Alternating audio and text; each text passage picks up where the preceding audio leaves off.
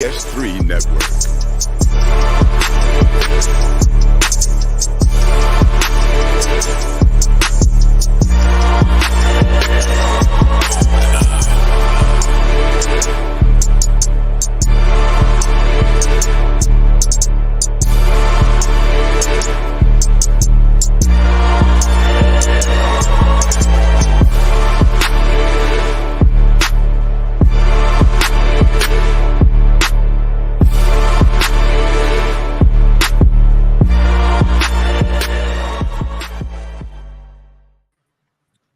All right, welcome to the Fourcast. We are here every Monday at this same time, 8:30 Central, 9:30 Eastern.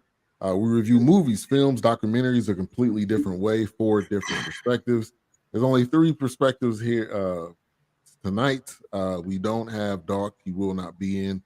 He'll probably be back next week, possibly. So we're going to rock with the 3 of us, myself, HRap, and Wilks in the building, and we're coming at you tonight with Hoodlum. And let me also say that this is Lawrence Fishburne month. So for the month of October, we're going to do 5 Lawrence Fishburne movies.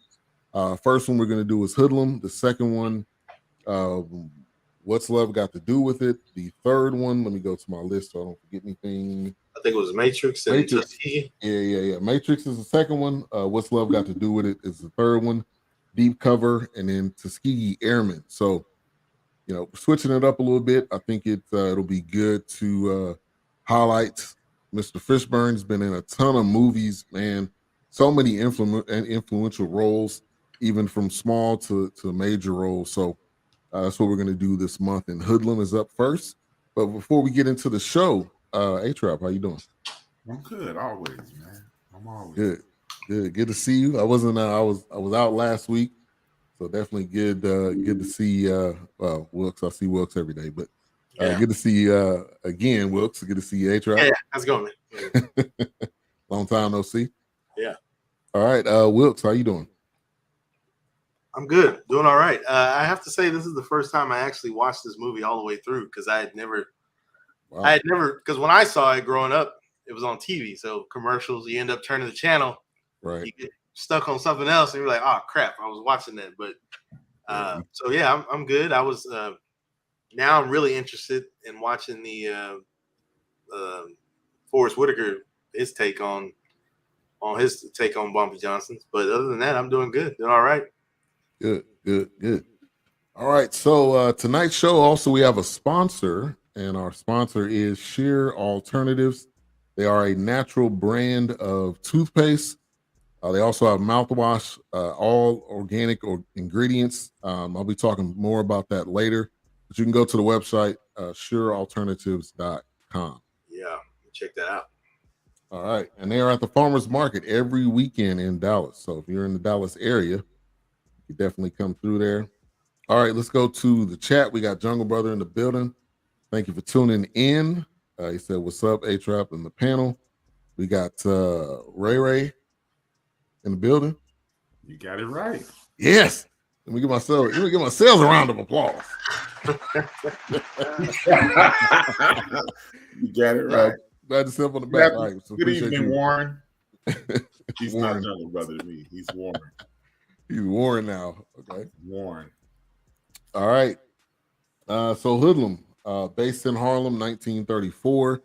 Really one of these, and it was also directed by Bill Duke. I did not know that. I've seen this film numerous times, but I did not know at all that he was the director of this film, which to me gave it even more props. He is I believe, I should be correct, I believe he's a Morehouse man. So big shout out to Bill Duke and his part in this and directing it. But let's get into some initial thoughts. HRap. Come to you first. I thought it was a great depiction of Bumpy Johnson. It showed black criminality, black organized crime at its finest, and how he had to fight his way to respectability. It put us in even though it was in the dark world of crime, it showed the power that we have as a community if we stay together. Right. there's so much that we could do together than us being apart. So yeah, facts. All right, Wilks. yeah. I'm kind of with HRap on that. I mean, just kind of establishing their own foothold, and you look at how, okay, if the Italians are doing it, the Irishmen are doing it, surely we did it. Yeah, surely the Black people can get in on it and grow their community, stay within that community and build that community. It's like he said, yeah, it's in the dark world of crime, but I think like me and Dawk had mentioned last week, you get out of that eventually, and you go, maybe you want to go straight, you want to go legal, now you got that car washer, you got that cleaners, or something, like you got that bakery, or you got that affordable housing or stuff like that. Just kind of you grow that generational wealth. Yeah.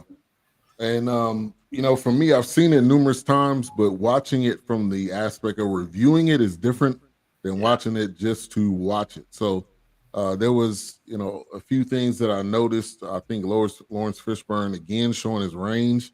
And the films that we're going to be reviewing this month, it really shows his range, because it's not just all one type of film, and he does and has done all different types. So there wasn't any pushovers in this movie. Like, it had some big names tied to this movie. Yeah, it really did. I mean, you could see in the graphic kind of behind us, but Fishburne, and then also Andy Garcia, Tim Roth, Cicely Tyson.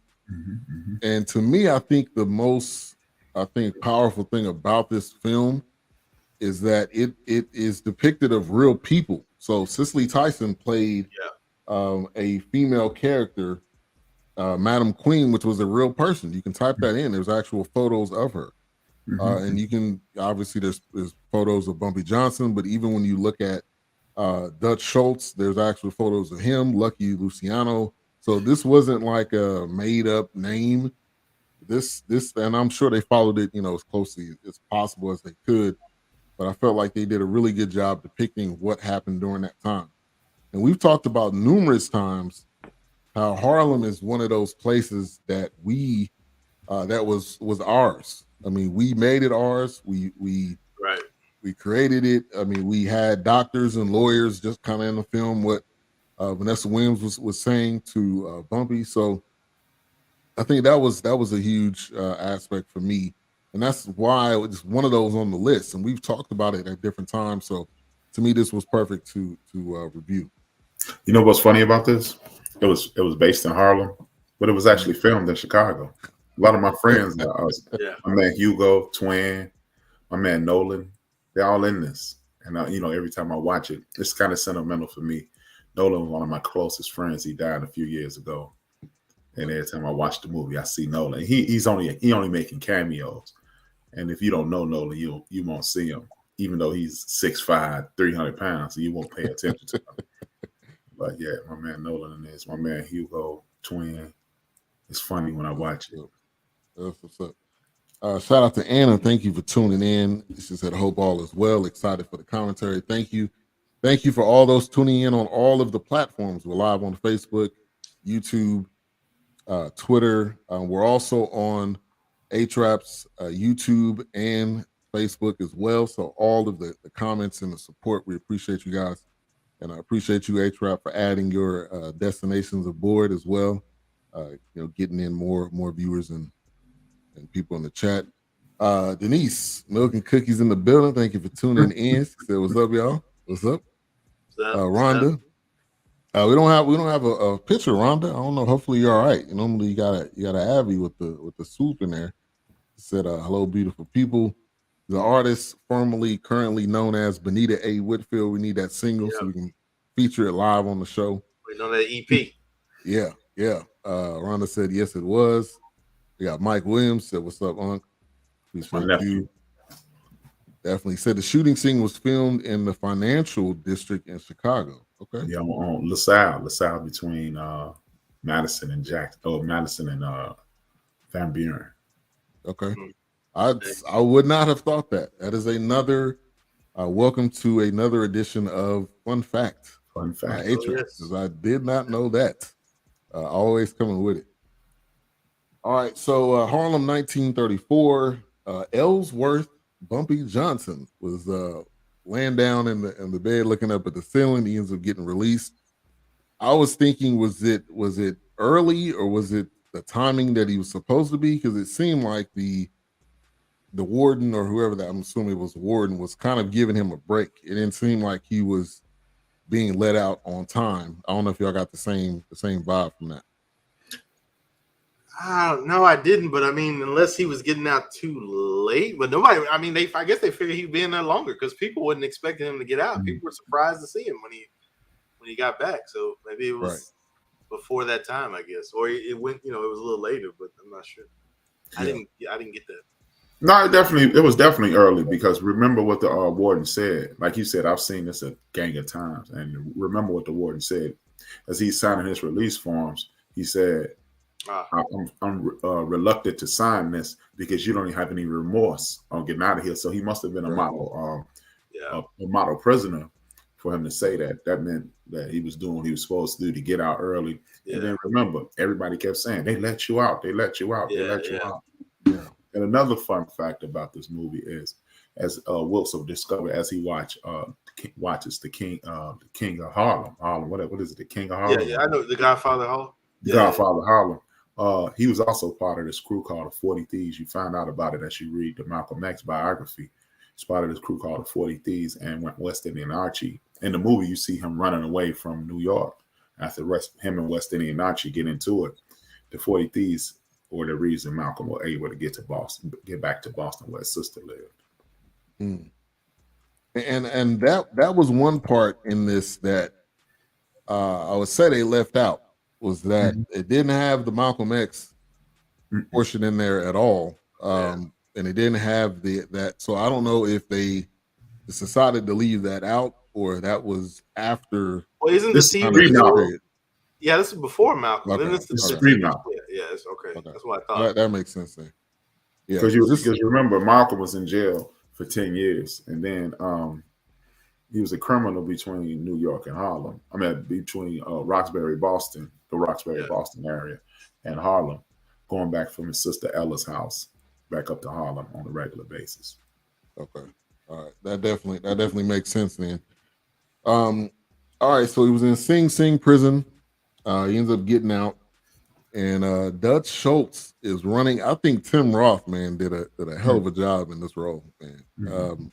I've seen him in numerous things, but I think he played that role very well. And again, Dutch Schultz, you can look him up. That was an actual real person. His right-hand man, or really slave, if you will, was our guy, Clarence Williams. Clarence Williams. The third. You got to say the third when you say Clarence Williams. You got to put it in there. You got to cap it off. Right. You got to put the third on. Princess L. Kirby Alexander, if I didn't give you a shout out already, thank you for tuning in.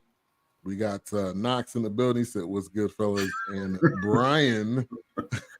What's up, Anthony?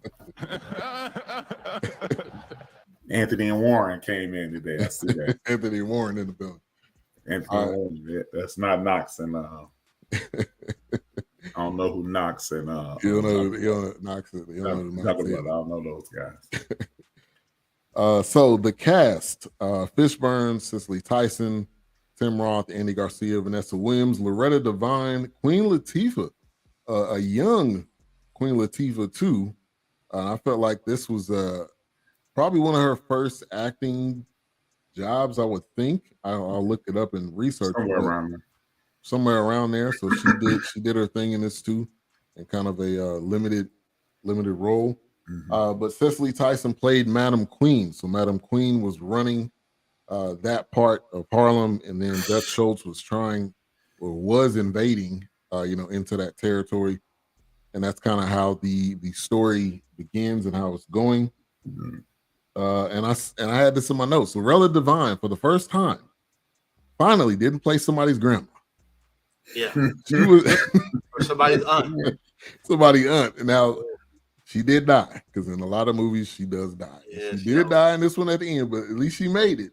Majority of the film. It wasn't her dying wasn't the central focal point of the movie. and how the movie started. So, but shout out to Lorelei Devine, who's been in so many films as well. Let's give her a quick round of applause because she's been in so many roles, so many dynamics. And yeah, Cicely Tyson killed that role. Thank you for tuning in. We appreciate you. And yeah, she definitely did. Even with the accent, I mean, she killed it. And that was even more of a proof. What you laughing at?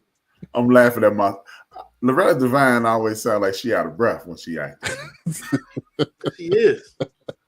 She always sound like she running. Yeah, you're right. Yeah. But her introduction was she's standing up on the bed and and the guy's trying to get the numbers turned in, and she's like, "Well, you better get to this before you get to the numbers." He's a great actor too. That's Shy McBridge is his name. He played Illinois Gordon in the film. His flunky. Yeah, you could say that. There we go, Rhonda. There we go, Rhonda. We see you. We see it. We see you right there, Rhonda. Appreciate that. I like the photo. But yeah, he was owned by, Schultz, which they didn't go into what exactly happened as to how he became his underling, if you will. But he had something on him or something. He did, but they never really tapped into it. Yeah. But towards the end, you could hear and see Bumpy kind of brought him in as like, all right, this is the plan. This is what we're going to do. So yeah, I think Bumpy kind of figured it out. Like, you only serving him because you owe this man. No other reason why. You don't have any. Yeah. Yeah. Come on. Look at me, man. Come on. Yeah. So he gets out of jail. He comes and stays with his cousin, Illinois Gordon. He ends up giving him the gun. And at that point, it was like, okay, it's go time now. I need to set myself up. I need to make sure I'm in a good position. And when they were hot wiring the electricity to the sign, oh man, and the light came on, and all them roaches was all around. That was that's Hood, man. Yeah, he put the Hood and Hoodlum on that one. Right. Yeah. Exactly. So that was, and there was plenty of funny scenes in here. I'm gonna play a scene from the movie at some point in time during the show, so you guys can see that. We can conversate about that. But Francine, played by Vanessa Williams, I felt like she did a good job in that role. It's always a light skin, man. It's always a light skinned people that they end up being the one going after. Yeah. What was she handing out in those cans? Canned meat. It was food, wasn't it? Canned meat. Canned meat. Yeah. That was her way of trying to feed the needy and give back. Yeah. And let's not forget, this was in the midst of the Depression. Right. And I just looked it up when you were speaking. Malcolm X would have been 10 at this point. Oh yeah, that's what I said. Yeah, because there's no way he would have been in this. Yeah, because the one that comes on Amazon, he's in his prime at that point. Yeah, that's in the 60s. Yeah, this is the earlier kind of rise to power of Bumpy Johnson. So yeah. So Bumpy at that point then was, he probably was his early 30s, because maybe early 30s. He died in his 60s and 69. 65 or 69? 69. I think it was 68, 69. Yeah. So this was long, Yeah, it's 30 years before that. Yeah. Right. What's good? CJ in the building. Make sure to follow CJ on YouTube. Plays by CJ. Man, doing a good job with the reactions. He just be going off, man. CJ just keep it 1,000. Yeah. 1,000. Shaw McBride, love him. Yeah, man. He is a quality actor as well. Been in quite a few things that we've either talked about or reviewed. He'll be in another movie we review in a couple weeks. And what's love got to do with it? He was. He was the drummer or something like that. He's the drummer. Remember Eat the Cake anime scene? Yeah. Oh, he's the one say, "Damn, man, why you should just eat the cake." And then and side note, that movie was not supposed to be funny, but that is one of the funniest movies. It's the most quotable movie of all time. They're still quoting stuff from that movie today. Yeah. I mean, when Martin even makes a comment on the TV show, it just dang, like, come on, man. Are you going as Ike and Tina for a Halloween car? Like, right. Even on the Martin show, man, it was just like that scene where Ike is looking over his shoulder like that. Man, that meme has been that meme has revived itself. Whether it's the real Ike or it's Lawrence Fishburne. yeah. I'll never use the real Ike. I don't think Tina was like that too much. Like, sorry, Tina. Nah. And you know, history note, that hotel, Wilks, you could probably talk to this. That hotel was downtown Dallas, where she ran across the street. It's been renamed now, but it's still there. Yeah. But my mom said they have and the guy supposedly still works there. The guy that took her, he helped her and saved her. He's still alive. But they also have a picture of her in the lobby when you walk in. But they renamed the hotel though. It was the Ramada, but I forgot what it is now. Yeah. So I mean that's a monument in the community right there. Yeah. All right. They said I ain't checked with y'all in a hot minute. I'm tweaking. I hope everything going well with everyone. Yeah, we doing good, CJ. Anytime you come through, man, we good. Yeah. And CJ's been popping on Life Happens. He also did a brief elevate on Thursday. So continuing to get better, running the StreamYard by himself. So shout out to you, CJ. Keep doing what you're doing. My young fella. What you doing, man? Yeah. All right, so they end up having this ambush, and Madam Queen's brother ends up getting killed, and Bumpy kind of seen it. I mean, she did need him. I know that was her brother, so her brother was going to be with her regardless. Yeah. But he just had a keen sense of when something was about to go down or a strategy that could work. Yeah, and I think that's one thing that they displayed very well in this film. And Fishburne did a good job. So that whole ambush ends up going down. He ends up getting away. But her brother ends up dying. A bunch of people on both sides end up dying. And you skipped the part that led to the ambush. Remember, you see the Latino gangster that stood his ground against Dutch. Because Dutch was trying to take over all the minority crime scenes. True. I mean, as you watch this, you realize just how powerful the minorities are in America. Because if you could have, I'm assuming he was Puerto Rican. If you can have a Puerto Rican gangster catering to the Puerto Rican crowd, Sam Rothstein and Sam Rothstein is the dude who set up the White Sox thing. He was a Jewish gangster. You had the Italian mob, Dutch Schultz.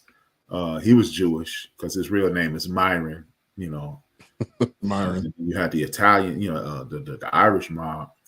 There is rightfully so that the black mafia should step up. And so, as you see, it's this one line in the movie at the very beginning, before even the shootout, that what's his name?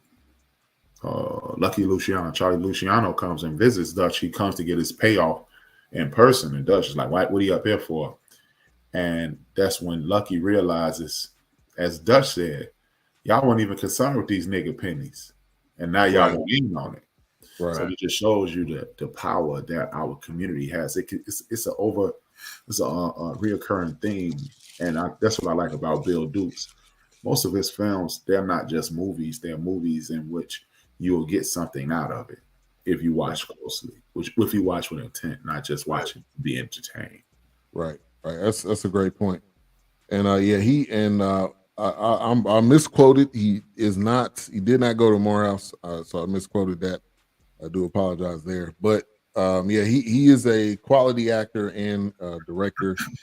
So again, definitely a shout out to him. And you're right, that the scene where he went to Dutch, was that before or after that scene?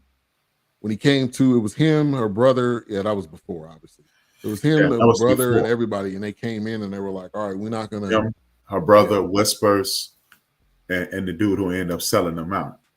Right. With the queen. Right. And good old Whispers. Man. Tell Whispers a joke. Yeah. That was the older character that kind of had some wisdom that was able to impart on Bumpy, and just the and cat that still be a little muscle too. Right, exactly. It was still some muscle and everything. So yeah, another good character in the film. So they end up having an ambush, and brother ends up getting killed, and then Bumpy ends up robbing Dutch Schultz and ends up giving the money basically back to the hood. Him and his cousin Illinois, and Big Illinois. Hopefully coming here in a minute. Hey man, you want to stop saying it S, man. Illinois, man.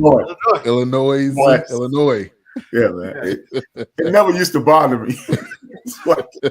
And now every time you say I go, Illinois. Every time you hit that, I go. Yeah, I got Illinois. He was also on Hawaii 5-0. That's Shy McBridge.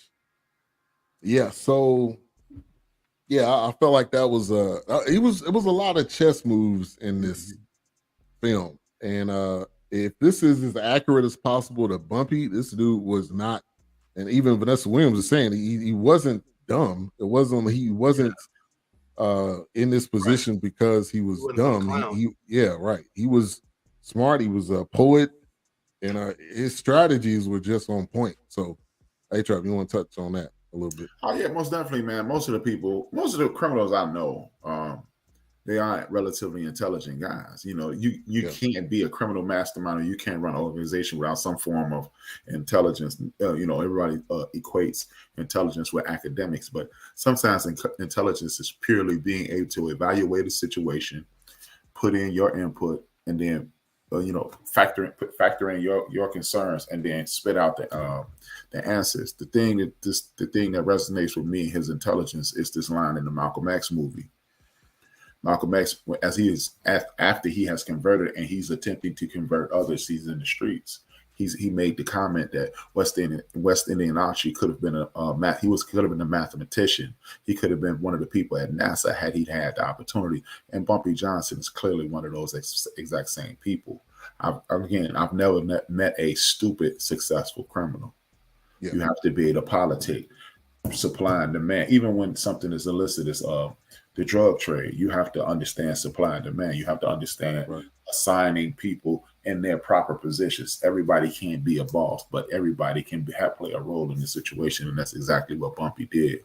With also honoring the queen. That's something that's overlooked consistently in this film. Yeah. When people review this, we focus on Fishburne, and of course we're paying homage to Lawrence Fishburne, but simultaneously, this debunks the situation where we've always disrespected women in our community. Women have been criminal masterminds in our community. And we're talking about the Depression. So we're talking about 100 years ago. Yeah. Madam St. Clair. Yeah, exactly.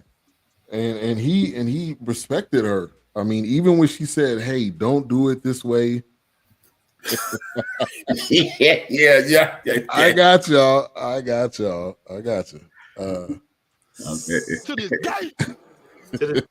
this day. Yeah, I don't know why. I got y'all. I'll leave the S off. Illinois. Yeah, there you go. I got you right. I got y'all. I'm there. Call it Illy. You see an eye to eye. Because I've been saying it like that for how long have you been doing this show? No, this is your first night ever. It's my first time ever saying it that way? Yeah. Well, I guess dragging it out. He's always said Illinois, but he's straight up. I've never heard the S. Oh yeah. I just really ride. I just let ride. Yeah, I didn't say that. We've been doing this show for basically 2 years now. He said, "Okay, one got to understand crime to be a criminal, right? You have to understand the ins and outs. You got to understand. Right.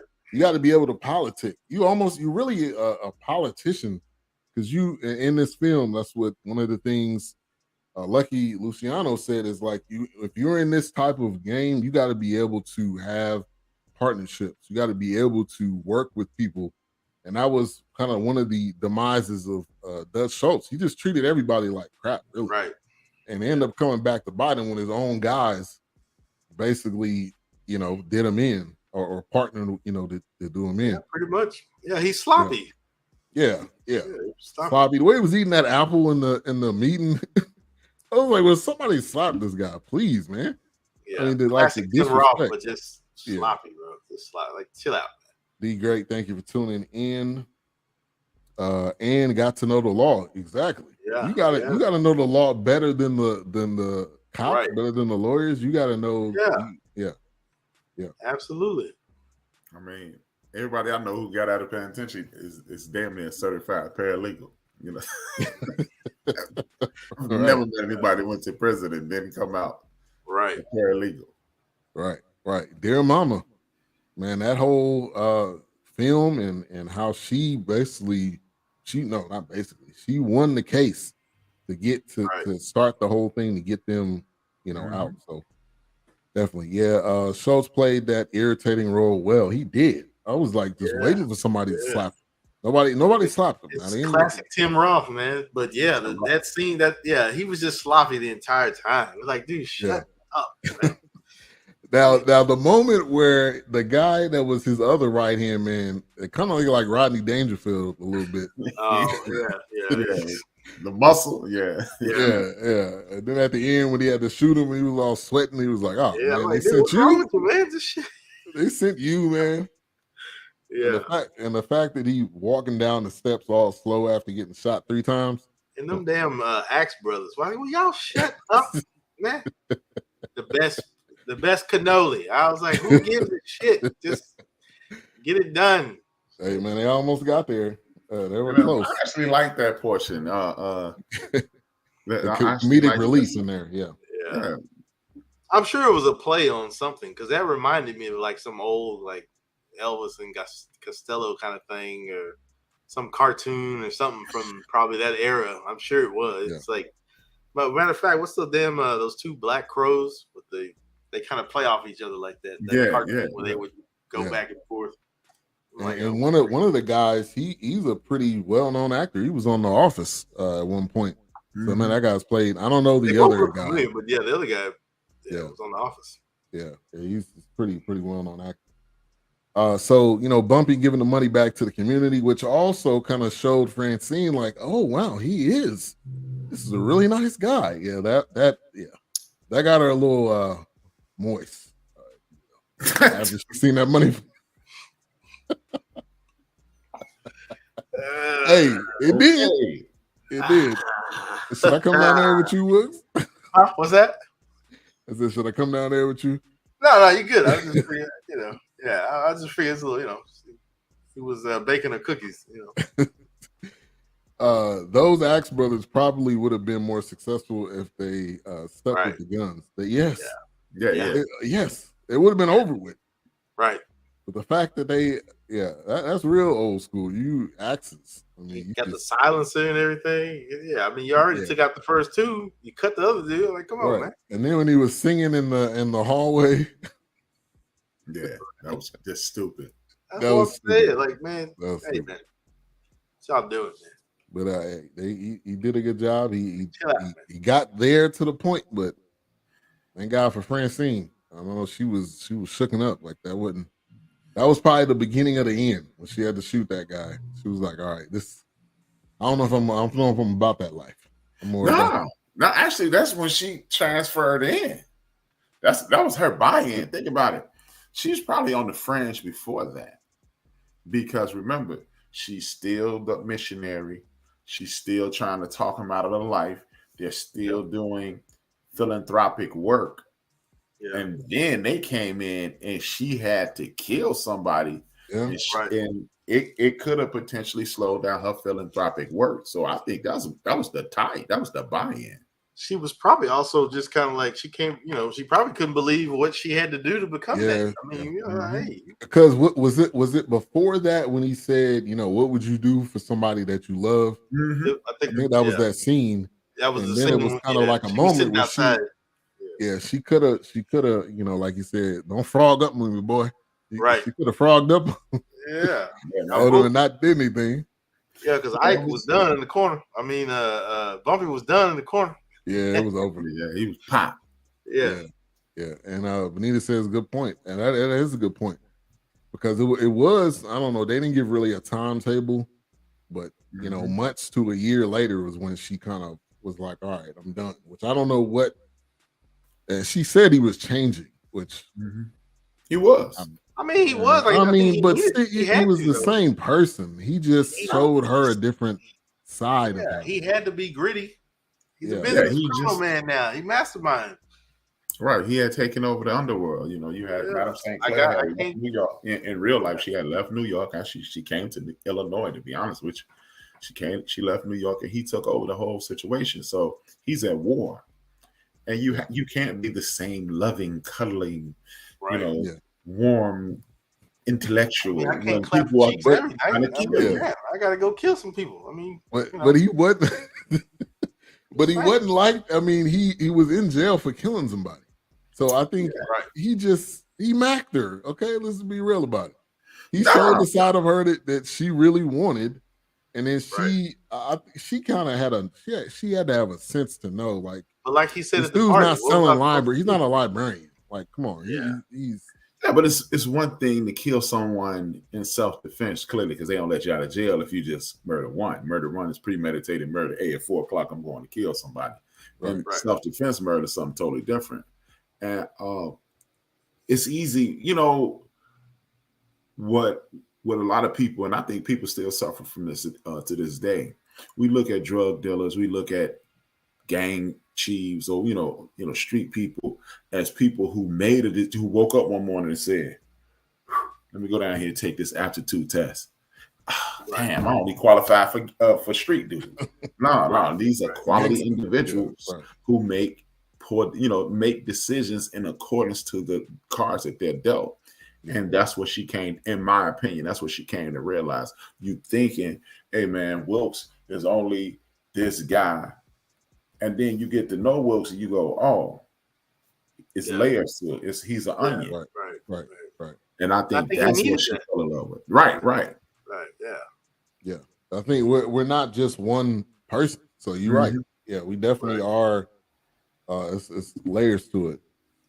All right. Rhonda says one played a bodyguard in The Bodyguard with Whitney Houston. All right. It was probably the guy that was singing in the hallway. Yeah, I figured it was him. I remember the scene before. Yep, we did talk about that. Francine Bumpy, she was questioning him killing, so he asked her, "Nothing you would kill / die for." Yeah, and it came to that moment. So I'm gonna lean towards you because that was a moment where she had to make a move for somebody that she loved. If she didn't love him, then she would have been a rap. But she would have been killed though too. So she so really she had to make her own life as well. Right. She had to make She had to make a decision, a split take decision. So that was December 1934, kind of when that went down. And Bumpy ends up taking over Harlem, and there was a lot that happened. You know, the young man that was sweeping the floors, he was like, "Hey, there's an idea. Why don't you change the slip?" Which seemed to be at that point in time was a really great idea, and it kind of showed who was getting numbers from them. And one thing in HRap, I'm gonna get both of y'all thoughts on this. You think of the lottery. This is the same exact thing as the lottery. It's just pick three. It's like anything that we have created, which was illegal, but technically, was it illegal? You basically illegal, but it's illegal to gamble publicly. But you was basically doing a lottery. You was just doing it in a way that white people didn't have their hands in it. Let's just be real about it. So this was the purpose of the advent of the lottery, to take money out of the criminals' hands. Yeah, a number game. Yeah, you know, it's just like with liquor. You know, speakeasies were selling this during the same period. People bootlegging liquor. You know, and then you realize marijuana today. This is the marijuana today. Yes, this is marijuana today. Adding, then you have the illegal liquor, and now it's marijuana. You know, how many people were locked up during that period for gambling? How many people locked up during that period for prohibition? And now you got millions of people incarcerated for small amounts of marijuana. And now I wonder how it feels to be locked up for 15, 20 years for marijuana, and then you get out and you can go buy a joint on the corner. It's a bustling industry. Yeah. Right. Yeah, you can just go into a store and buy it. Mm-hmm. Right. Yeah. I'm like, dang, I was locked up for this. Now you out here making millions, billions.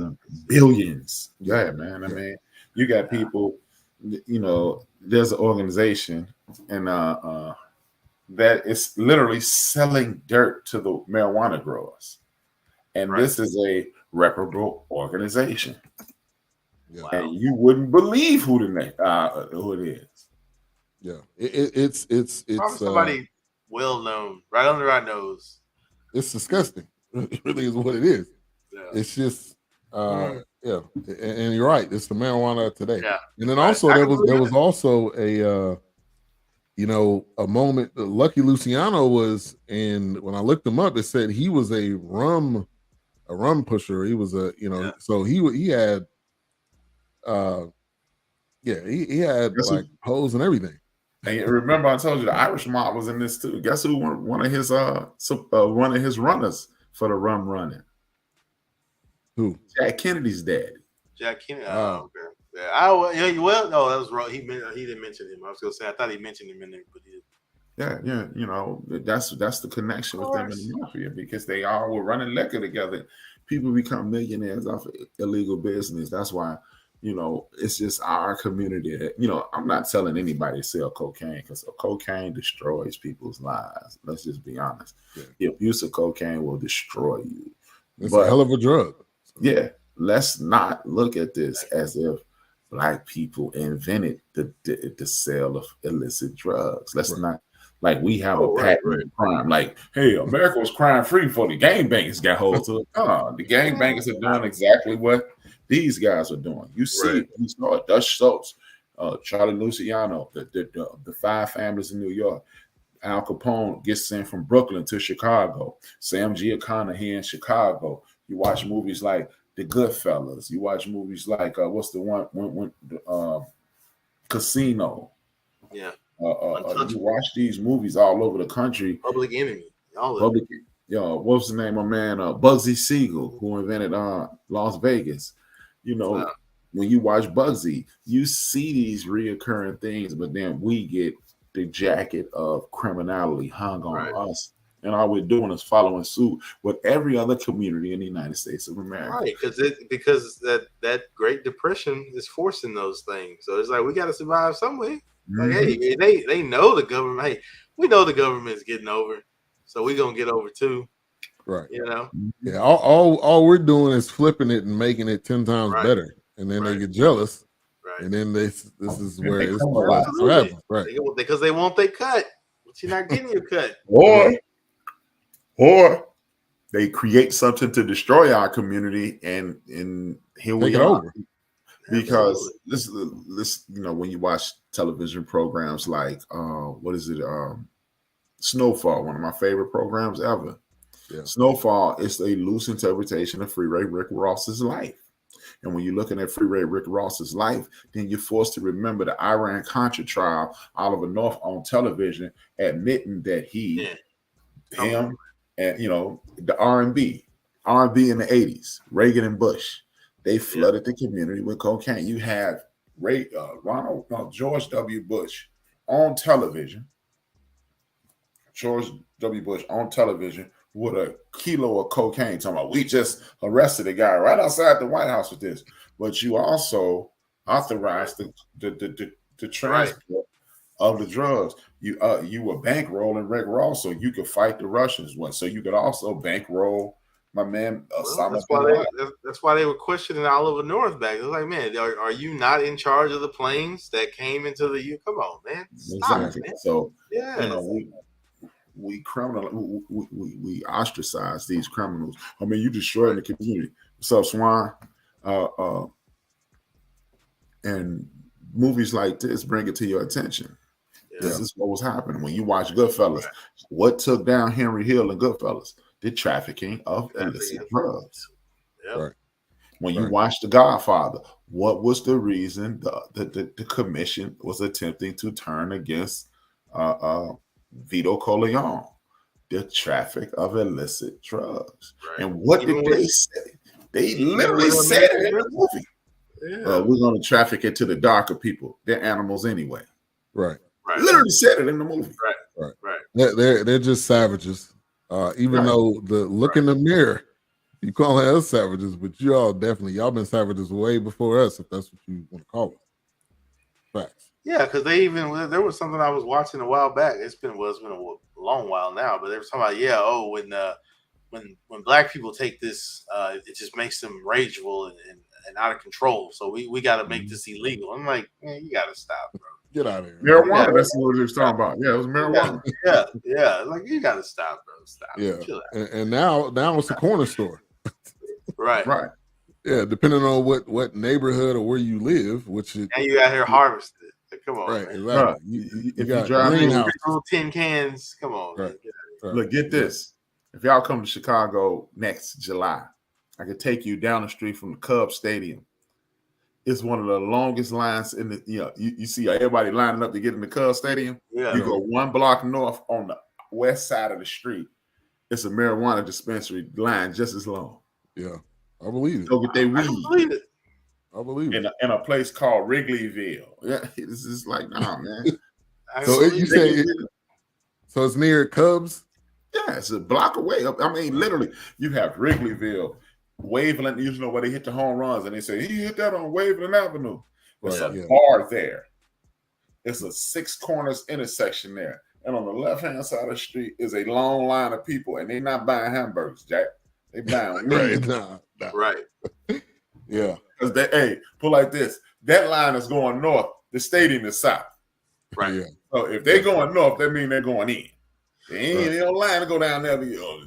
Root for the cut. Yeah. I'll get my beer later. Whatever. I'll watch the Cub game when I get home. Yeah. Right. Yeah, I catch the highlights. Oh, yeah, okay. I don't need. Yeah. I get the highlights. Right. Yeah. Oh, I bet. Right. The high life. Yeah, I get the high life too. Yeah, I get the high life. Because I got high. Because I got high. Right. Yeah, man. So yeah, it just shows you this again. When you watch a Bill Duke movie, you see all kinds of references from life, and we always, that's what we do every week. We pull life out of these commercial films. But yeah, now the one negative I would say is the death scene. So when young Tyrone died, and he just hit the ground, and then the blood just came out, or when Loretta Devine died, and he just came in there, and she was so. That's the only critique that I would give. But young Tyrone said, "Man, I'll be out here for y'all to the end," and he rocked it out, and then he ended up being killed, and then the scene. I felt like another powerful scene, which is where that divide comes in, is when he pays for his funeral. And he runs into the mom, and he's like, he was a soldier and he died, and she was like, what? Like he's dead, he's gone, and so that and I think that was pulling at his conscience even more, because more people started to die, because he really took this guy in. He could have said no, but he allowed him. So, but go ahead, HRap, you can say something. That's when Vanessa checked out, because she was there. Because they were at the house party, another traditional black thing. They were at the house party. The dude who could sing walked up to him. He said, "Hey, go to the Cotton Club. Tell him I sent you." So he's just showing the community more love. Right. And then everybody started bragging about the deaths that he was causing. Bumpy gonna kill him.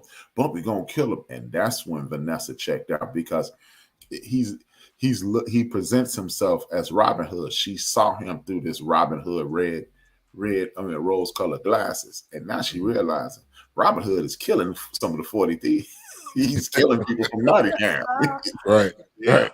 Yeah. You're right. It clicked, and the lady came up and was like, "Praise the Lord," and basically put his arm around him and started ushering him around, and she was like, "Oh, making a plate. What am I in?" Yeah. But the guy singing, and it's always, us as people, when somebody not makes it, or they got connections, there's always somebody with a plug. Me and Wilks know somebody at our job. Oh, I always got a plug for everything. Oh, somebody that knows somebody. Like, my gosh. So man, and he was, again, I agree with you, HRap, showing love to the community. He knew people. that knew people, and he had those connections. So, but that's that how I'm glad you said that about the house party, because that is a cultural thing that is done in every city in America, or even outside of America. So, yeah, facts. Yeah, it's one of the beautiful things. That's my sister Arlene. Oh, okay. Thank you for tuning in. That's one of those things. That's one of those things that, again, man, we continue as we move further and further away from cultural embracing. We see things like this, and this reminds us that, hey, maybe we should. That's why I really like what Justin does in Garland. Yeah, definitely. He continues to galvanize the community, and everybody doesn't have to be involved, but they're showing you the more we lock arms, the better off we'll be. We can continue to fight this cultural war like this, and poke people in the eye. We can make a fist and become stronger. And whereas the character Vanessa Williams plays is kind of thrown off by this, I think at some point we're going to have to come to grips with. It's going to have to be some Bumpy Johnsons in order. I mean, look, the Bumpy Johnsons of the world bankrolled the civil rights movement. Right. Yep. Snick was bankroll Snick, and it's nobody else gonna fund it, so you gotta get. Yeah, I mean, hey, like I said earlier. I mean, yeah, it may come dirty, it may come quick, but if you're gonna turn that tide with some positivity and build on that, and try to erase. Okay, maybe the blemish is there, but now you're just trying to, motivate people and grow people and cultivate things. So, yeah, I totally understand that. I get that. Yeah, let's not act like the whole world is pure anyway. Right. Let's stop. And if you think about the artists during that time, you think about some of the influential people. They were getting funded by the Bumpy Johnsons. So, I mean, you have to be like when you watch Malcolm X. We continue to reference Malcolm X. Remember when West Indian Archie was going to kill him? What did he say? Hey man, you gonna kill me right while Billy singing? That's Billie Holiday on stage. These are the things that we need to come to grips with. Look, that's one of the things I truly hate about television. Period. Because me and Big Mo was talking about this one day. Like me and Big Mo, we love The Sopranos, but at one point during The Sopranos, they made Tony a degenerate gambler, and you don't become a boss by falling off like that. Right. Yeah, and then that was his weakness, was gambling. Right, that was his weakness, and then they always have to show you how this is the downfall. No, that's not the downfall. Like when we watch, if you watch Power, Ghost went from in Power preparing to go to the penitentiary for Tasha, to trying to talk his son into going to the penitentiary. Come on, man. You switch it It don't happen like that. It doesn't work like that. Yeah. No, man. If I'm willing to go to the penitentiary for for the woman who I've left, and I'm cheating on her with girl X, and I'm preparing to leave her hanging. Right. I'm willing to go to jail for her. Hey, son, you might as well go ahead and take that L. No, dog. You can't divorce him. You can't divorce Tariq. But that's what they always do. They have to bring that negative aspect to it to make the world go, see, crime never pays. But to quote my main man, Cool G Rap, they say crime don't pay. It's paying white motherfuckers. Cool G. Facts. To this day. To this day. And that's what they are. To this day. You are going to be, as Wilks, as you stated, if you are going to date HRap, king of the gangbangers in Chicago, you don't get mad. Don't be, oh my God. I can't believe you did that. Right. Exactly. Don't be shocked now. I mean, you know what this was. And again, to reference The Sopranos, I remember one time I used to hate his wife. I used to want to push his wife in the Atlantic Ocean. but that voice, man, annoyed me, man. Oh my God. Edie DeFalco. I don't even like her. I don't watch her on anything else, man. But one of the things he told her, like they had a falling out, and she was arguing with him about something that was criminally related. He was like, "That's right. You wanted the guy in the Pinto. You wanted the nice hatchback, or do you like these gold ring and these diamonds and these fur coats I'm getting you?" He's like, "You chose the life you want," and that's what it is. Yeah, like you know what you're getting into, and then I don't know how long they was married. I'm referencing to The Sopranos, but I mean, come on, 10 years in, you can't be like, "Oh, why you keep doing this?" Like, right. You knew, okay? Like he said, you took them pearls, didn't you? Right, exactly. Take these. He started throwing it out there. Man, cut it out, man. Right. Well, when he was like, "Hold on a minute." So I was like, "Oh man, maybe he about to throw this cake downstairs." What he about to do? Was he about to propose to her or something? He was like, "Nah, get your stuff and get out of here, man." Matter of fact, here, and here. Yeah. And he did the same thing in New Jack City. "Oh, Nino, you're a murderous killer." Right. Really? I've been that. I was that before you, and I'm gonna be that after you. I was gonna change and settle down. No, man, I'm out here knocking niggas in the head. Come on, man. You know the deal. Stop it. Yeah, you know what I'm saying? Stop it. You know the deal. You see that scene with the dude on the back of the right. You know this movie. You saw that scene on the motorcycle shooting off the back. That's what we exactly. That's Cut what it out. Cut it out. Man, you knew what this was. But that's what they always. I would really like to see a film or a television series in which his old lady, like, I don't want you to be over the top like Tasha or Monet on Power Book 2. Power. No, I don't need my old lady gang banging harder than me. You know what I mean? Right. Maybe you got a conscience, but come on, man. Okay. But when you pull her card, she need to be ready, or she know what's up, or she knows that, hey, he gonna handle it, and if he don't handle it, now here's a question: if Francine was dark skinned, would she would act that way? No comment. Mamita chocolate. No me on my mamita chocolate. Now, but she would have been slapping that dude in the face, man. She would have been like, "I ain't going nowhere." Right. We gonna fix this. We riding. Yeah, right. We gonna fix this. It's just like, I mean, we got some, throughout the country, women are going to jail harder than men now for criminality. If I would have met a woman who was a criminal and she probably that new understand me on the big side of the game. Thank you, baby. Yeah. Hey, when she went to kill somebody, I'd have had one of them Chris Barlow bags in the back of my truck. You know what I mean? Better watch some Tubi movies, man. Yeah, man. Tubi movies. Gosh, man. Hey, Tubi. Hey, man.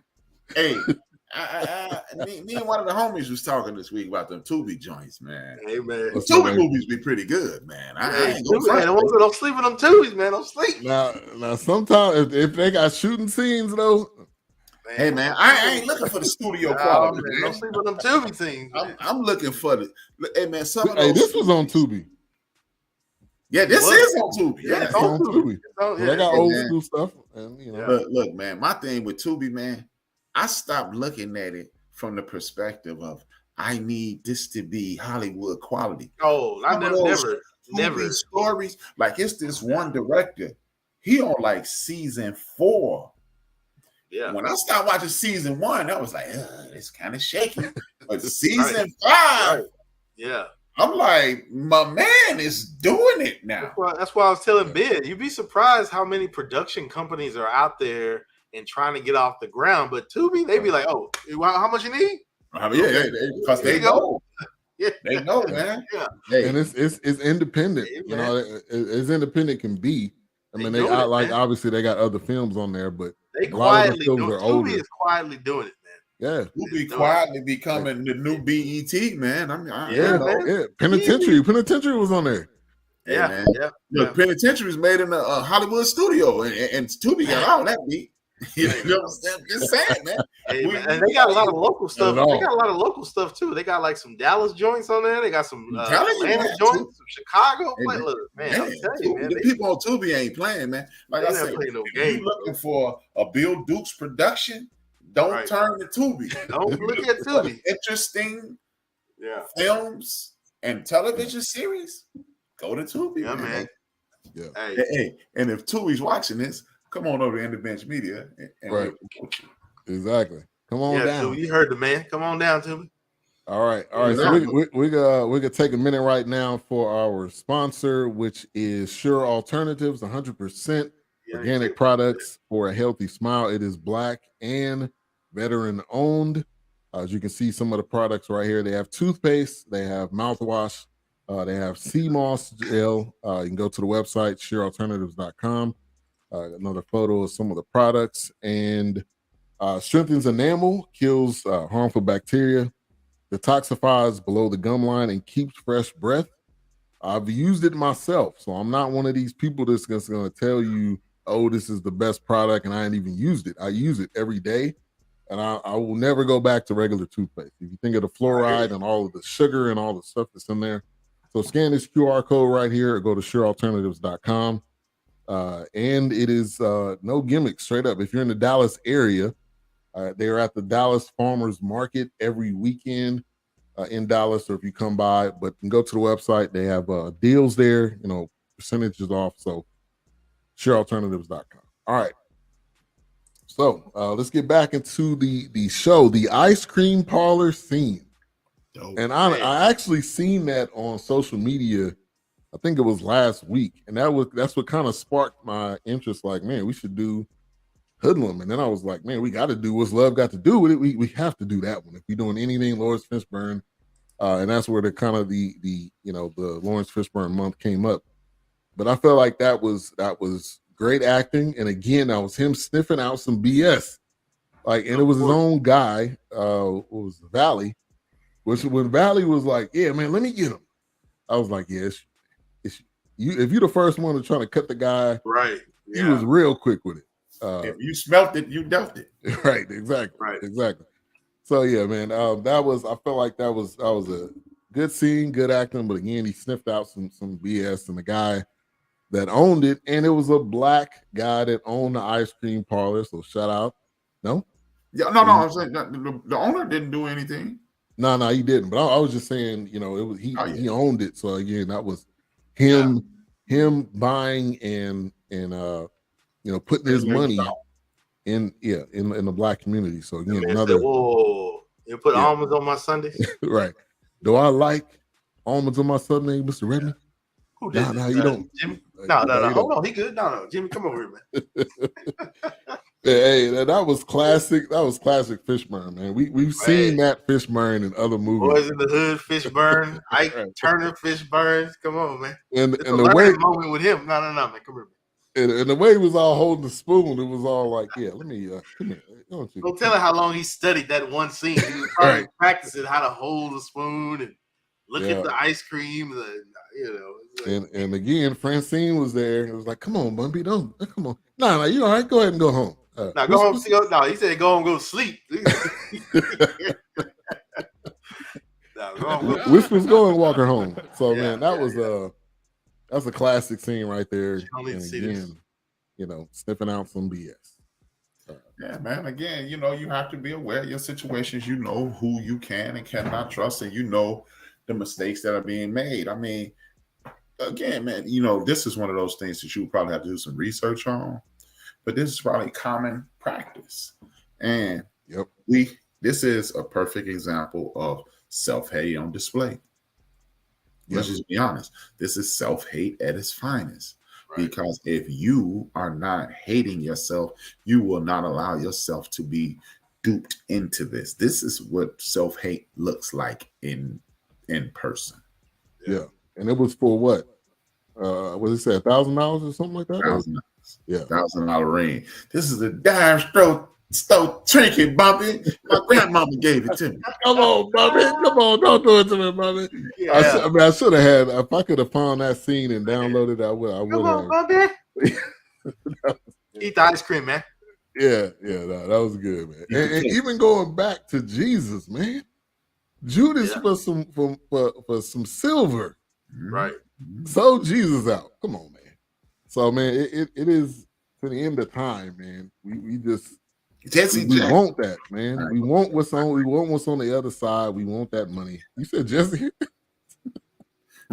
Jesse Jackson sold out the king on this plan. Sorry, Ram. My bad, Rev. Rev. So Valley really thought he was about to go home. He thought he was about to go home, sleep in his own bed. And Whisper said, Come on, Valley. You're stupid. Ended up taking care of Valley. Valley dead and gone. Rest in peace, Valley. Being stupid, man. Don't believe that you can make it. I mean, this is, I blame Valley, but I understand it. Are you really gonna come up against? Is it? You know what? It's somebody in the Ukraine right now trying to sell out to Putin. All right. Yeah. If the money right, absolutely. Or if they desperate enough, one or the other. Right. Yeah. And they may be tired of fighting out there. Mm-hmm. Who knows? And we found the weakest, and that's the other part. He was the weakest link. Valley was the weakest. If he would have came to Whispers, he probably would have cut him. Nah, he did. You gonna die coming the weakest. It's just kind of like, again, to reference other movies when we're looking at criminality. When you are looking at Luca Brasi, Vito told Luca Brasi to sell him out. Luca Brasi had too much honor and he died. Because remember, what's his name? I can't think his name. Fenzio? Was it Fenzio? Whatever. And he went to shake his hand. And Luca Brasi was like, I ain't shaking your hand. Yeah, I ain't touching your hand, man. And he just couldn't do it. So Luca Brasi was the wrong dude. And you saw the loyalty of Luca Brasi as the movie's coming on.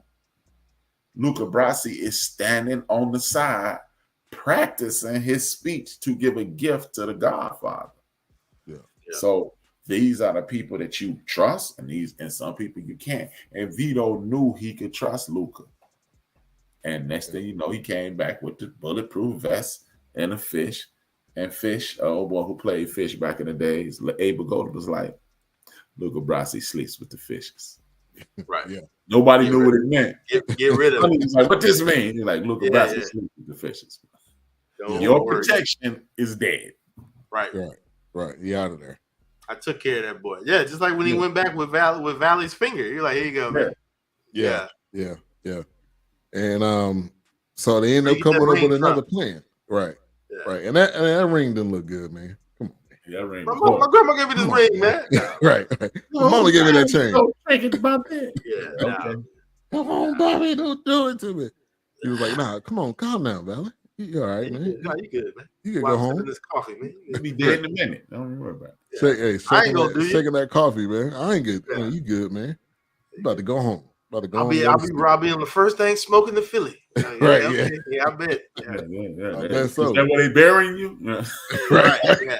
Yeah, you could be in that old school van, with the going to Philly. All right. So Bumpy again comes up with a plan.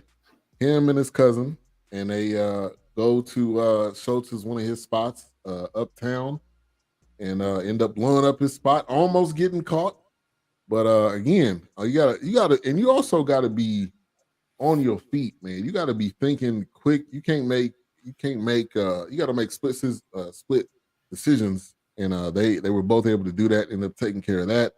And that was, and the war kind of throughout the entire, probably from about 30 minutes on, it was back and forth. So they would come and ambush, the other team would ambush, and this kind of scene was like the checkmate. And it probably wouldn't have been that intense if Schultz would have calmed his ass down. But he was just such a loose cannon. Yeah. Just couldn't. Yeah. So I'm like, damn, we got to be bloody out here. So whatever. Yeah. But the sacrifice was Mary, which was Illinois Gordon side piece. I guess it was. No, she was he was her side piece. Right, and they never showed the husband though. Mm-mm. Nah, which maybe nah, I don't know. yeah. But yeah, she ended up dying, and that's what put his cousin kind of on the spiral was when that happened, because he, and again him too, because at the end when he's like, yeah man, look what you become, I'm like, you his cousin. Right. You didn't think at some point he was gonna be this type of guy with how everything was going in that direction? He's got to be though. It's like he's it's like his cousin, like Lawrence, like Bumpy had Lawrence Fishburne, that Lawrence Fishburne, that character, like he had to become that tough as nails person. I mean, right, or else he would have been dead. They all would have been dead, really. Yeah, I got to be sharp as possible, man. Right. It reminds me of this Gangstar lyric. People love crime, but they scared of jail. Right. Everybody want to meet God, then nobody want to die. Right. Yeah. Exactly. Wow. And let's get to a scene real quick. Illinois versus Bumpy. Any nigga fool enough to work for the Dutchman deserve to die. How you sound? You think innocent people deserve to die? Tyrone? My Mary? You dead like you ain't got nothing to say to me. Let's see what Mr. Speaker got to say. He always got a word for you. He always... Come on, hey, come on, get to me. Get to me. Come on, huh? Take it easy now. It's all right. Turn him loose. I wish I never gave you that motherfucking gun. Ooh, I'm sorry. I shouldn't have cussed. You need to go home. You drunk on that King Kong. You drunk on yourself. Illinois, don't let me raise up and come over there and put my hands on you.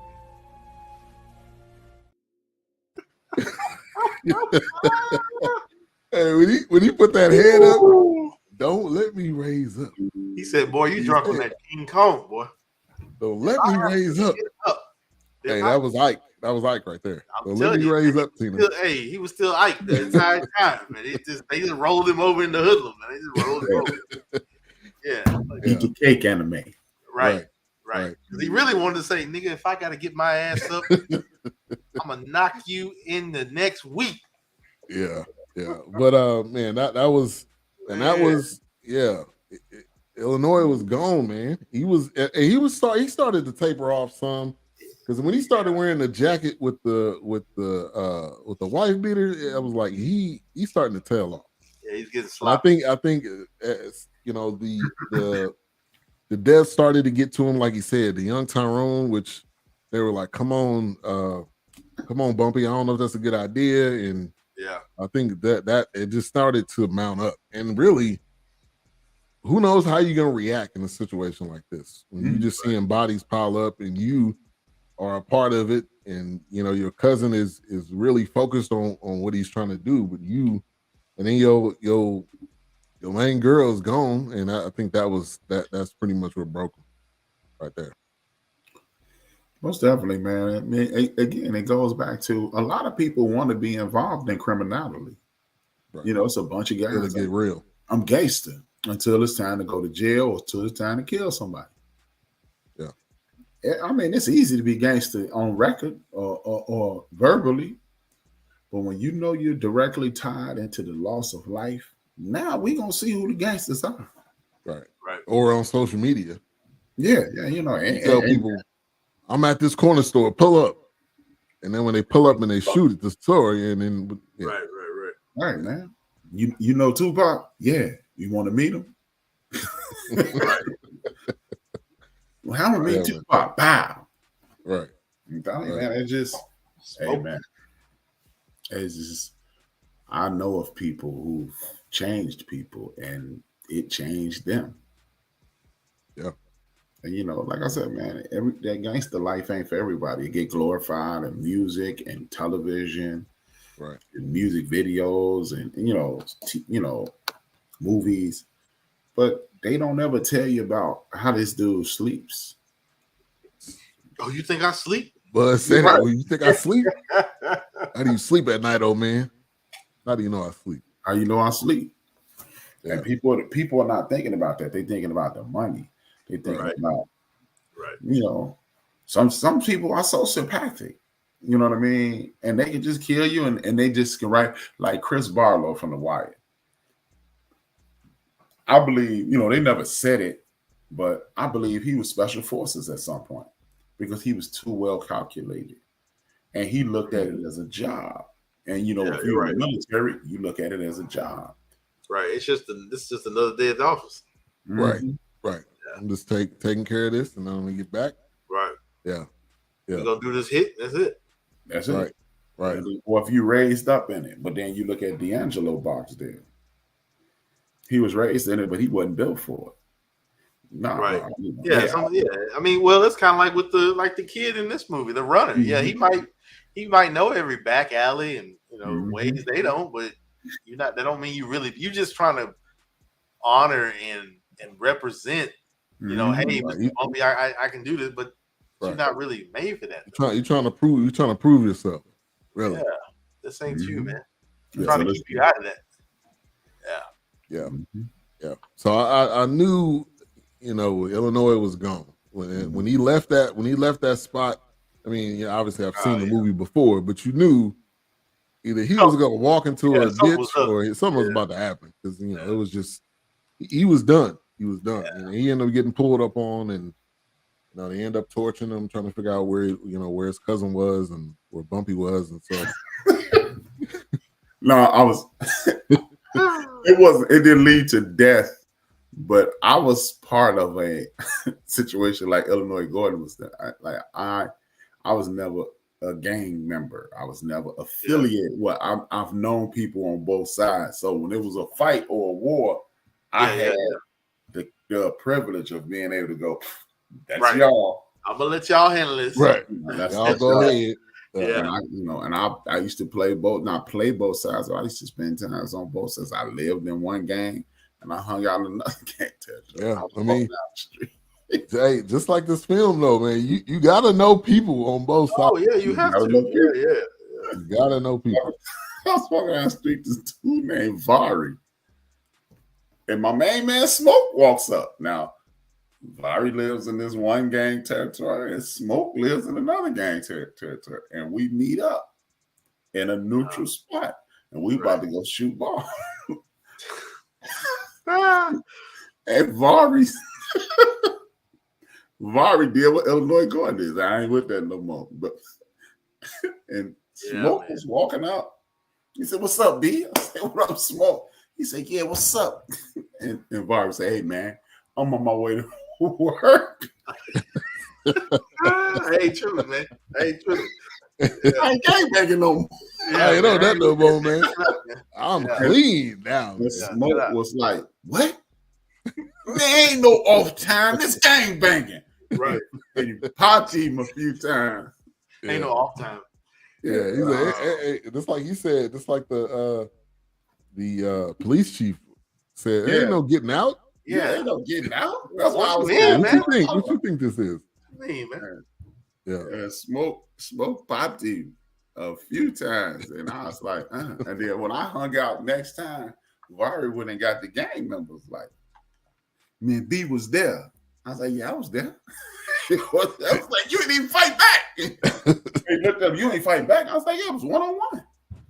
Yeah. Like, hey man, that's y'all business. And they'd be like, all right, B. And y'all take care of that. Ain't nothing to do with me.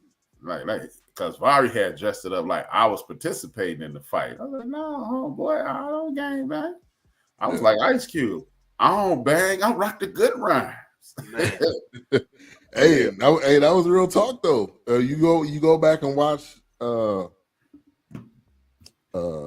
was the name of it? The film that they had of NWA.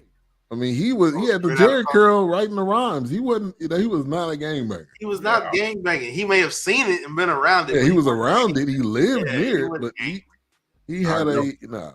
Hey, I was right on the corner of Armitage and Orchard. Right.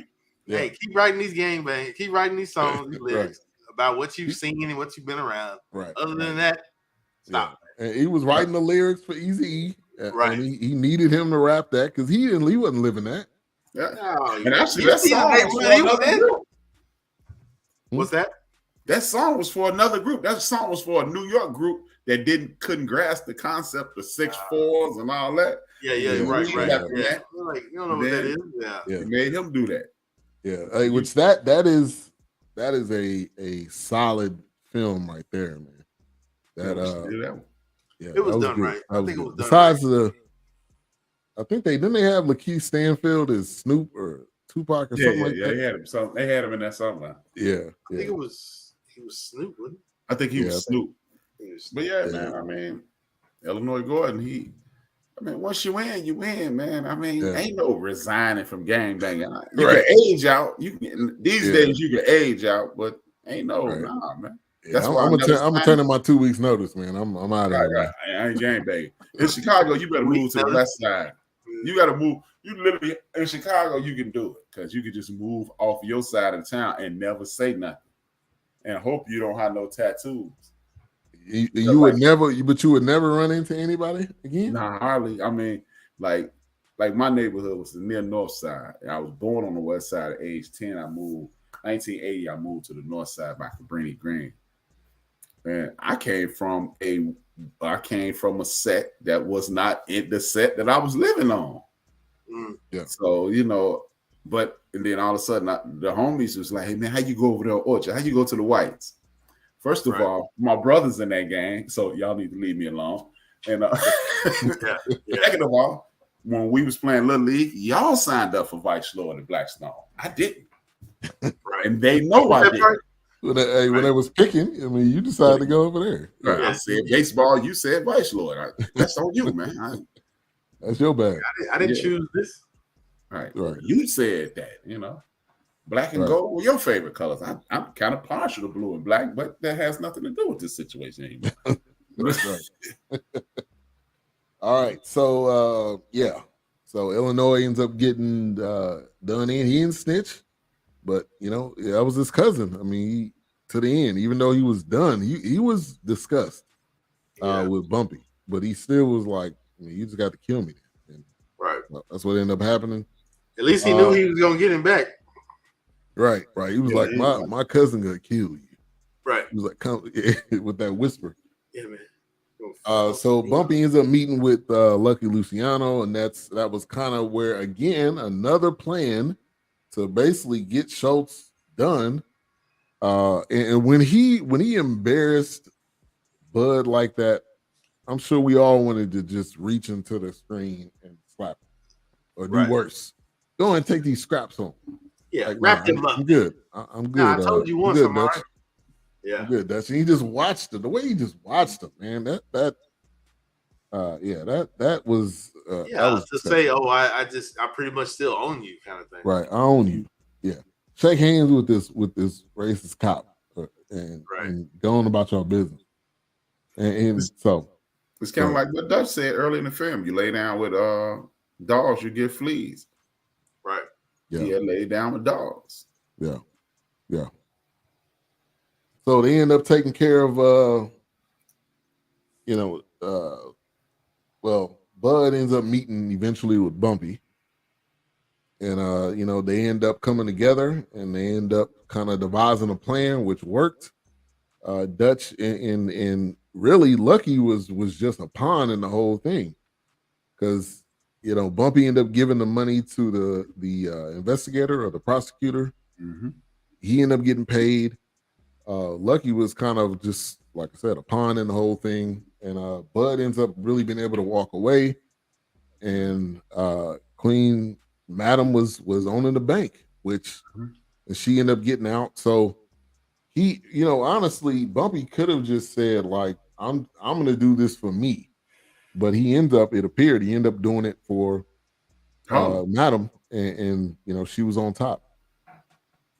But I think the end scene kind of goes to him going to his cousin's funeral, and I think that was what she was like, hey, I don't come to God don't come to me, basically. But I think that was kind of a come to Jesus. Seemed like it was a coming to Jesus moment. Seemed like it kind of relieved him.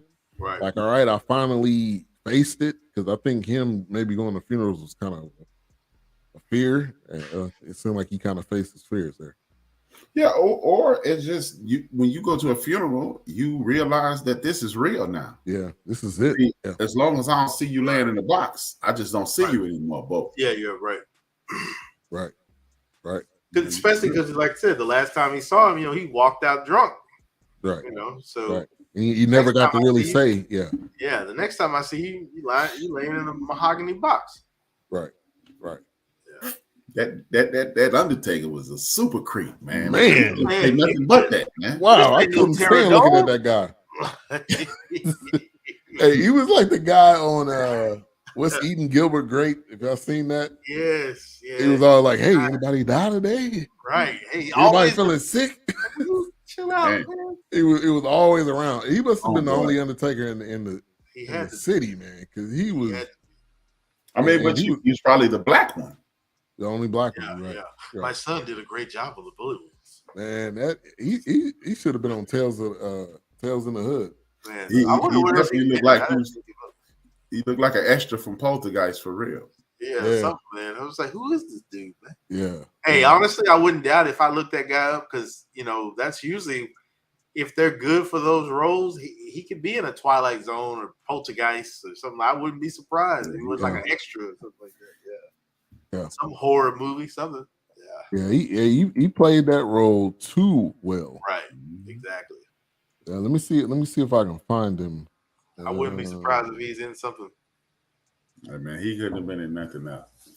And that's the scene that's two of my homeboys in it. My man Hugo on the right side, twin Marcus, what's his name? Marcus Pascal. And I ain't gonna say so that guy's name is Ellis Foster. I can't really see anything else he's been in, but he's been in nothing else. Yeah, he a real Undertaker. But there's this photo of him. If y'all Google him with a pepper gray and black mustache, you don't look as creepy. Yeah. Ellis Foster. Ellis Foster, you said? Yeah, right up. No, man. Hey, the first picture I see, he looked creepy as all hell, man. That first one. You talking about the one where he got the black and white, yeah. He looked creepy, but not as creepy as he did. I don't know, dog. That looked like he's still on set on that one. I don't know, man. He got the Vincent Price thing. He got the black Vincent Price thing going on, man. Right. I'm like, man, who been looking at this? Dude look creepy. Yeah, who been talking about, man? Blood. Man, I wouldn't be caught dead in the zoo with homeboy. I tell you that. He look like he'll kill you, and he'll be the one to do. But listen to some of the movies and TV shows he's been in. Hoodlum. Let's Go to Prison. I ain't got to read nothing else. Let's Go to Prison. Prison Break. Detroit. The Poker House. Oh, Bahama Hustle. Right. Bahama Hustle. Wow. Rest in peace, though. He did die in 2011. Daddy T. Yeah, weirdo. He probably buried himself. He's weird in that. Detroit 187. That only lasted. Yeah. See, I tell you, man. Man. This dude, Prison Break and Let's Go to Prison. Come on, son. Let's do it again. Too. Right. Come on, man. Burying people in prison. Yeah. How to make a fine box. Right. Exactly. So, thinking after this film, and then we'll get to ratings and final thoughts. So Bumpy ends up, I'm assuming, going back to basically work for the Madam Queen until what? I guess she passes away, and then he ends up taking over. She has to move to Illinois. Stephanie said he said he left, Illinois. In real life. Okay. In real life, she moved to Illinois. To kind of step back and... Yeah, your name hot, and then that special prosecutor is the dude who eventually got Lucky Luciano deported. Oh, yeah, he didn't like him at all, man. Mm-mm. He wasn't keeping his. He didn't like him from the jump. He wasn't keeping his end. Yeah, he ended up getting kind of moved out of the situation. So yeah, I'm not surprised that would happen. Yeah. That dude was real too. That was a real guy. Yeah. All these characters are pretty much real people. I don't know about Clarence Williams' third character and Vanessa Williams' character. Yeah. Which I mean, Bumpy had somebody he was dating, somebody he was giving mink coats to. So he had a wife. Yeah. She was light skinned too. Yeah, light. Well, All in right. real life, she wasn't though. She's a little dark skinned lady in real life. Oh, and that he was dating. No, his woman, his wife was a dark skinned, okay. dark skinned lady. The lady on the TV show and Vanessa Williams don't look a thing like his wife. Not even close. Yeah, his wife a little short. Wife on the TV series, she looks familiar. I don't know if I've seen her on something. I've seen her before too. But his wife. Oh, by the way, his wife hates Frank Lucas. Surprise. She said he's the biggest liar in the world. And I'm a which American Gangster. Mm-hmm. I might have to do that one. I might have to do Denzel. It'd be hard to do some Denzel. Run me my money. Run me my money. It's too many. Denzel would be easy. It's so many to pick. It's just. Oh yeah. I mean, he's got some that are like. I mean, they were probably underrated. And they were done pretty well. They just okay. So at the end of the movie, later in the credits, it says who's based on a real person and who is based on fictional characters. I guess I didn't watch it long enough to get to that point. Who, the creepy man? No. The Illinois Gordon. Okay. So was Illinois Gordon? Was he real? I've never heard. Yeah, it looks like he probably was fictional. Probably was to add or filler or somebody. Yeah. But I'm gonna have to go back and fast forward to the end to see that. Yeah, because like when you watch Malcolm X, Brother Bangs is not a real character. Yeah. That's his brother Filbert.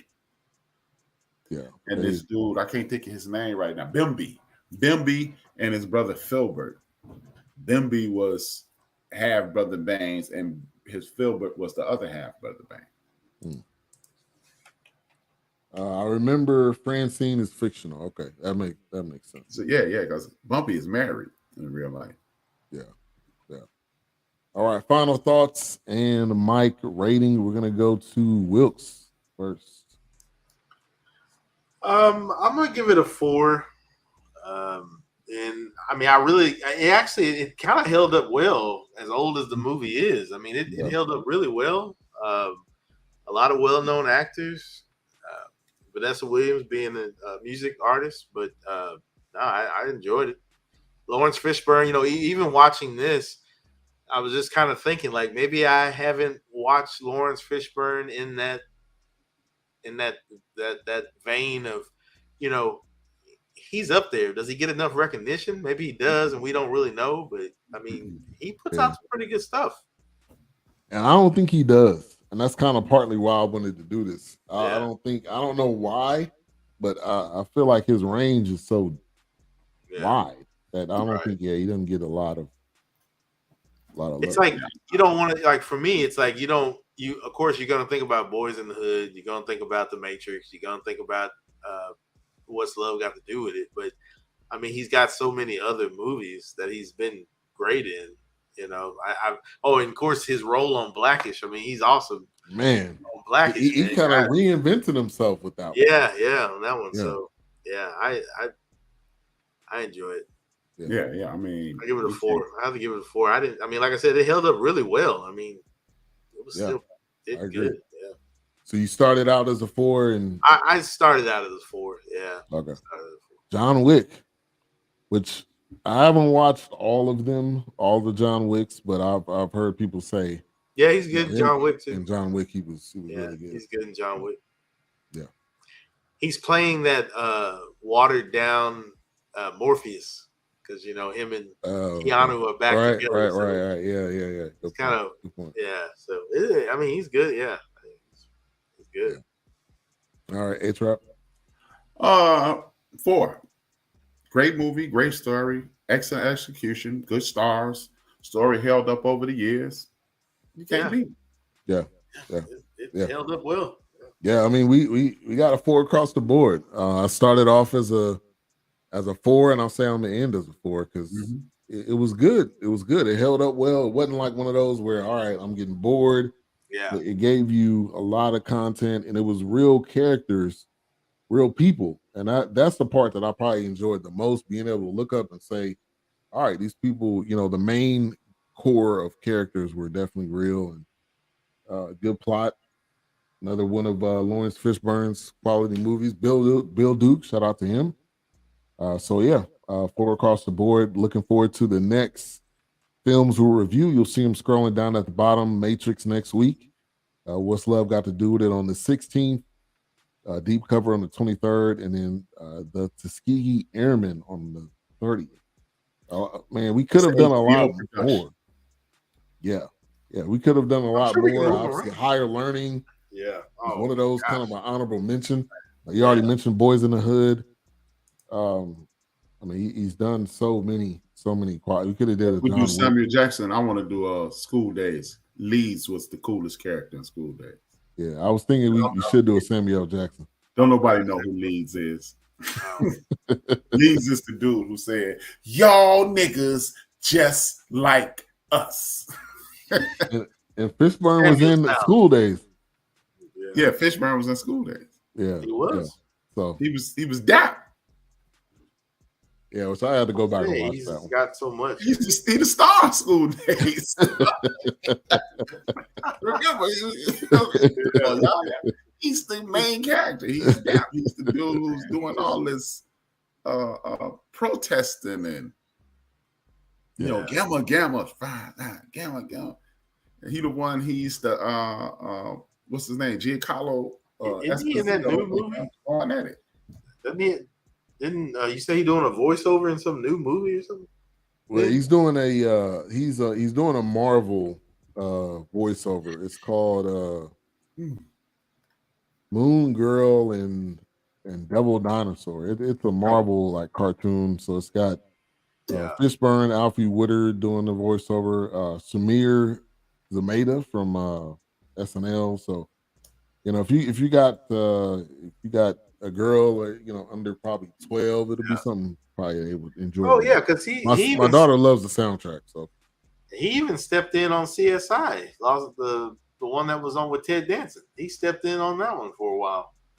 Yeah, and the Hannibal that was on NBC, he was the detective on that. I mean, he's just done so much, man. That's why I said watching this, it's like, man, have I, watched enough of Lawrence Fishburne? I mean, does he get enough recognition? But apparently people reach out to him, but I don't think he gets enough of the recognition.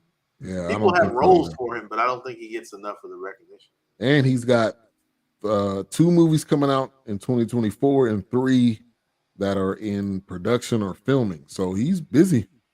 Yeah, you're not taking a back seat. So shout out to Lawrence Fishburne. We appreciate you.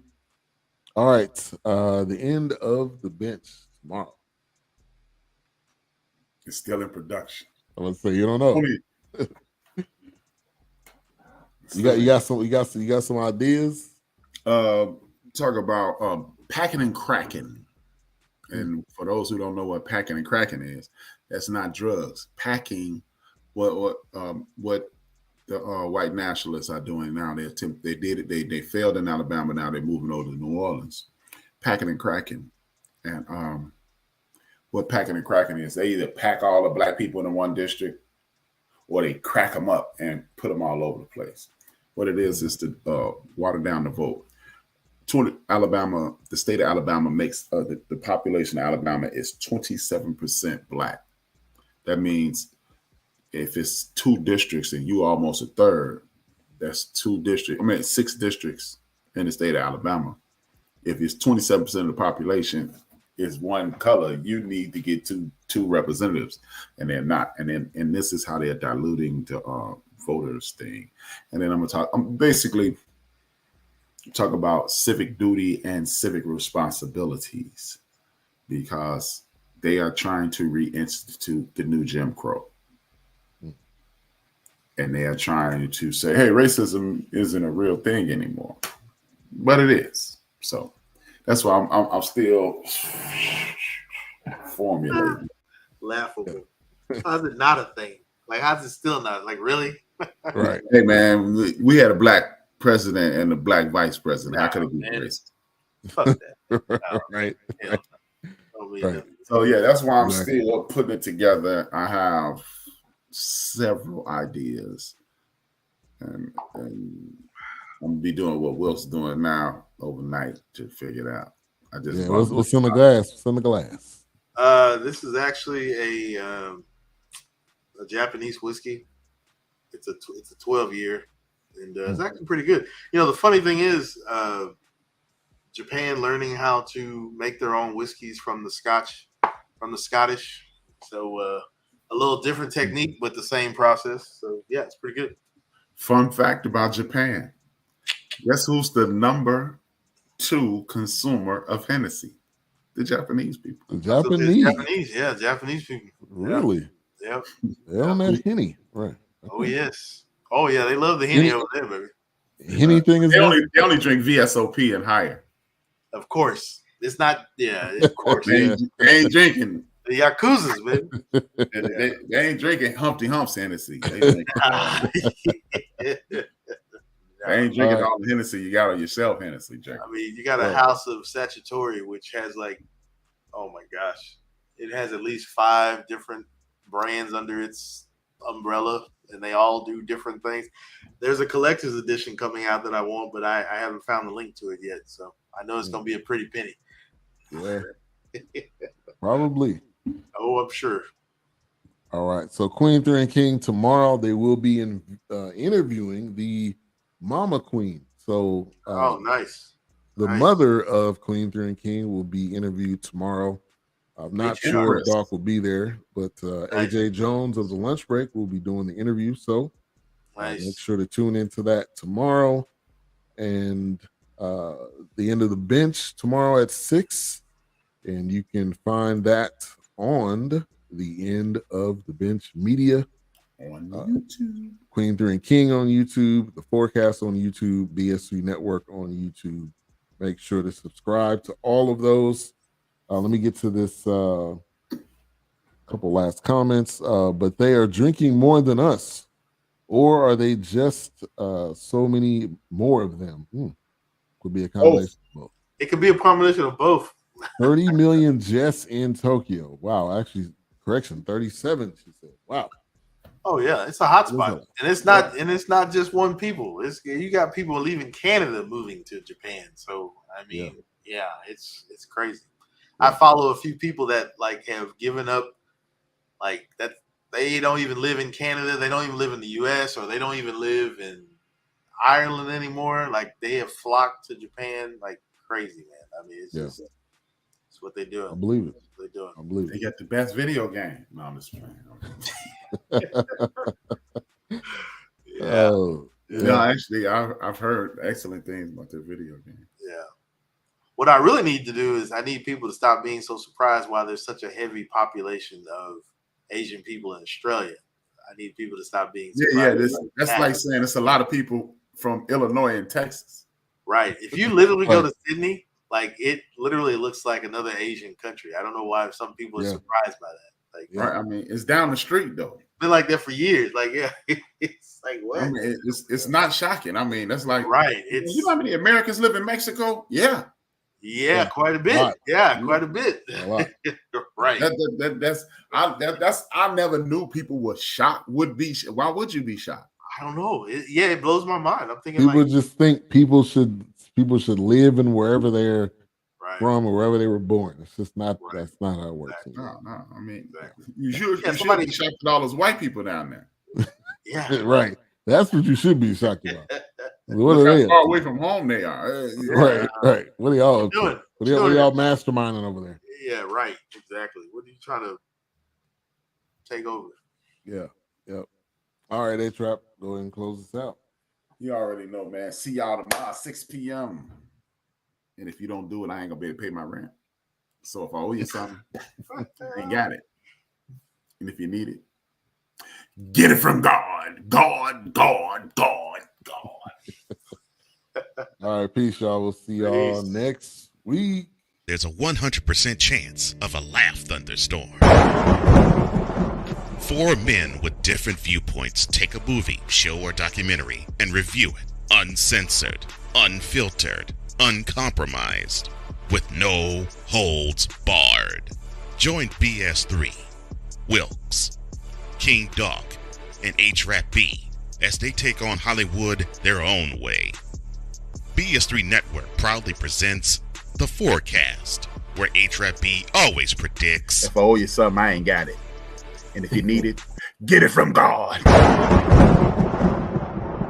live every Monday at 8:30 p.m. Central. Check your local listings for your viewing and listening pleasure.